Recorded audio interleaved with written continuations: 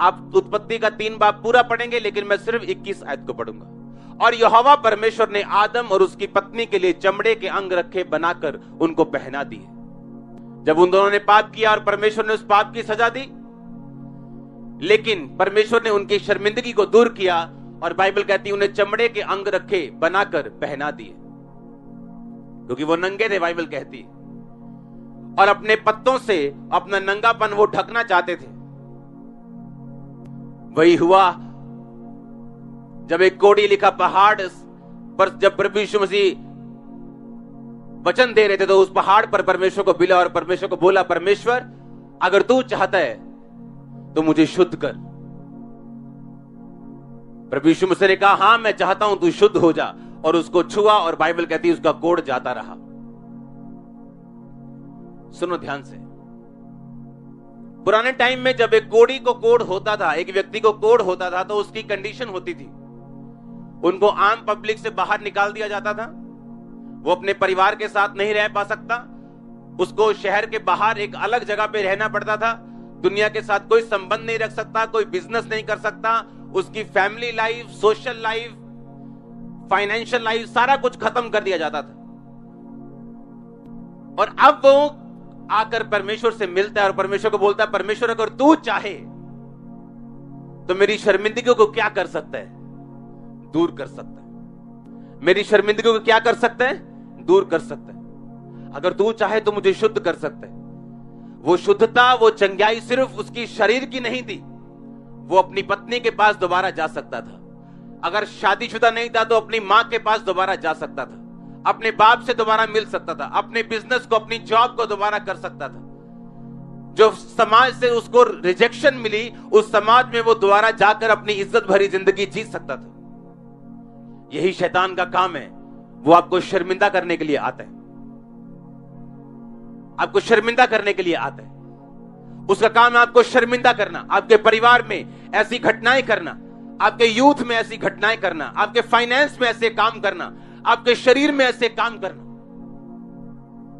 कि आप जवान हैं लेकिन आपका आधा टाइम हॉस्पिटल्स में गुजर रहा है। आप में कोई कमी नहीं लेकिन आपका पति आपकी सुनता नहीं। आप में कोई कमी नहीं लेकिन आपकी पत्नी आपके साथ नहीं। आप ज्यादा इंटेलिजेंट है अपने फेलो ब्रदर से, अपने दोस्तों से, लेकिन आप नाकामयाब है। आपकी कोई कमी नहीं, आप बड़े दिल के अच्छे हैं लेकिन आपको रिजेक्शन मिल रही, बार बार आपको रिजेक्ट किया जा रहा है, क्योंकि ये शैतान का काम है। उस कोढ़ी ने कहा, परमेश्वर अगर तू चाहे तो मेरी शर्मिंदगी दूर कर सकता है। अगर तू चाहे तो मेरे फाइनेंस की शर्मिंदगी दूर कर सकता है, मेरे शरीर की शर्मिंदगी दूर कर सकता है, मेरे परिवार की शर्मिंदगी दूर कर सकता है, मेरी इमोशनल स्ट्रेस को खत्म कर सकता है। अगर तू चाहे तो मुझे शुद्ध कर सकता है। प्रभु यीशु मसीह ने उसे याद करवाया होगा कि ये दूर शर्मिंदगी करने का काम तो हम शुरू से करते आ रहे हैं। जब आदम और हवा ने पाप किया, मैंने उनको सजा तो दी लेकिन उनकी शर्मिंदगी को मैंने खत्म किया। बाइबल कहती है यहोवा परमेश्वर ने चमड़े के अंग रखे बनाकर उनको पहना दिए। वो चमड़े के अंग रखे कहां से आए? क्योंकि बाइबल कहती जगत की उत्पत्ति में ही यीशु मसीह को कुर्बान कर दिया गया, एक मेमना कुर्बान कर दिया गया, और उसी मेमने को कुर्बान करके परमेश्वर ने उसके अंग रखे, उसके चमड़े के जो कपड़े थे वो आदम और हवा को पहनाए थे। परमेश्वर ने एक मैसेज दिया था कि यीशु मसीह कुर्बान होगा और तुम्हारी शर्मिंदगी को वो खत्म करेगा।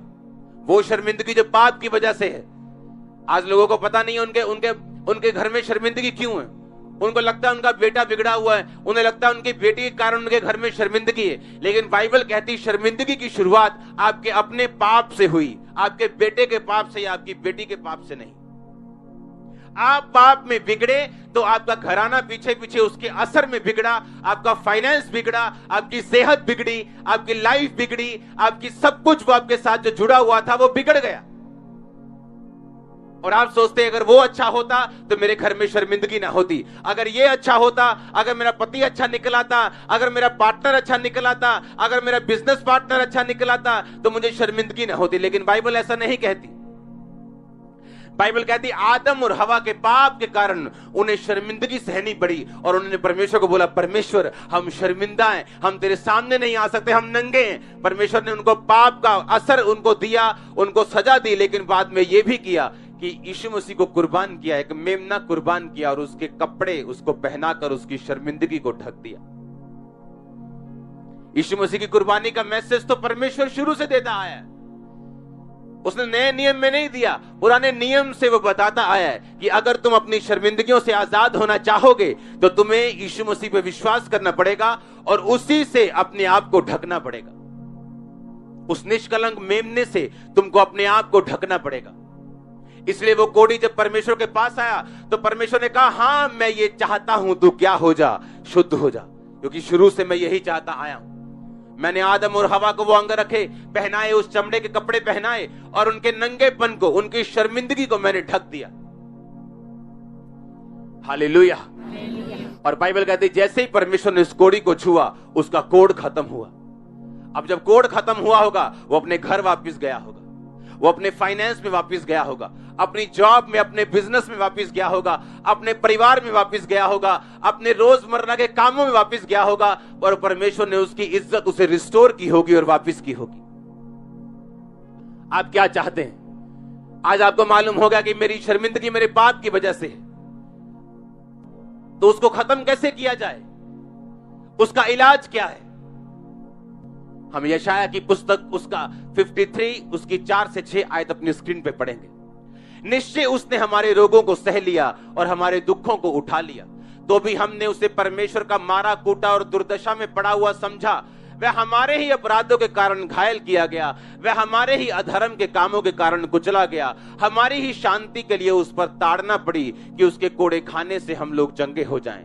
हम तो सब भेड़ों के समान भटक गए थे, हम में से हर एक ने अपना अपना मार्ग लिया, परंतु यहोवा ने हम सबों के अधर्म का बोझ उसी पर लाद दिया। सब बोलो आमीन। हमने वो क्रूस देखा होगा जो अपने चर्चिस के बाहर, कॉलेजेस के बाहर, स्कूलों के बाहर लगा होगा, और उस क्रूस से हम ये जानते हैं कि ये क्रिश्चियन लोग हैं, ये ईसा मसीह को मानते हैं उस क्रूस से। पर हमने कभी ये नहीं देखा कि वो क्रूस है क्या और परमेश्वर ने वो क्रूस क्यों उठाया। बहुत से लोग ये बोलते हैं जब वो क्रिश्चियन लोगों की खिलाफत करते हैं कि तुम्हारा परमेश्वर तो अपने आप को बचा नहीं सका, उसने तो अपने आप को नहीं बचा पाया, वो तुमको क्या बचाएगा? अगर उसमें ताकत होती तो अपने आप को उसने क्यों मरवाया? उसी का जवाब मैं आपको देने वाला हूं। अब उस आयत को पढ़ेंगे हम।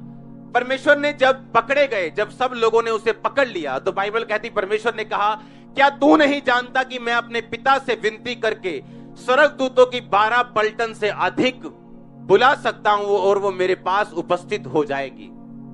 कहता अगर मैं अभी परमेश्वर से बोलूं तो 1,44,000 स्वर्गदूत मेरे पास आ जाएंगे तुमसे बचाने के लिए। कहता परंतु पवित्र शास्त्र की ये बातें ऐसा ही होना अवश्य है, वो कैसे पूरी होंगी? उस समय यीशु ने भीड़ से कहा, क्या तुम तलवारें और लाठियां लेकर मुझे डाकू के समान पकड़ने के लिए निकले हो? मैं हर दिन तुम्हारी चर्चों में उपदेश किया करता था, तुम मुझे नहीं पकड़ पाए, तुमने मुझे नहीं पकड़ा। ये इसलिए हुआ कि भविष्यद्वक्ताओं के वचन पूरे हों। तब सब चेले उसे छोड़कर भाग गए।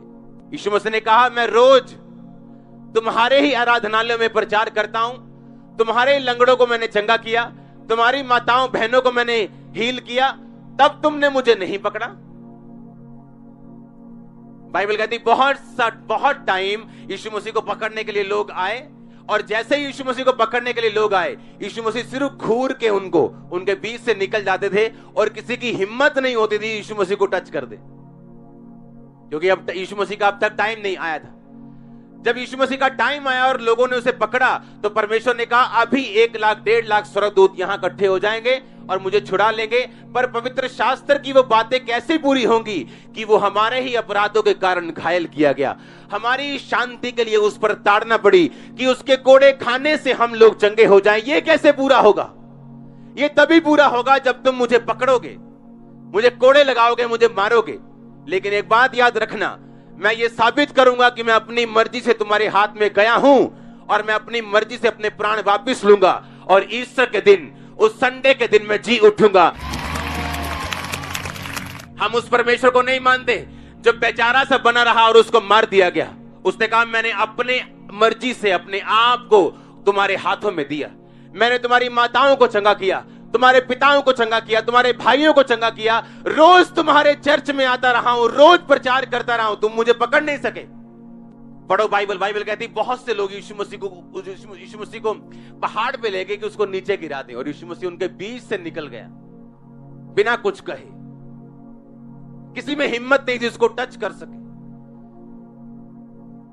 और जो लोग पकड़ने के लिए आए, जब उन्होंने कहा कौन है यीशु मसीह, कहता मैं हूं, और सब लोग पीछे गिर गए सामने।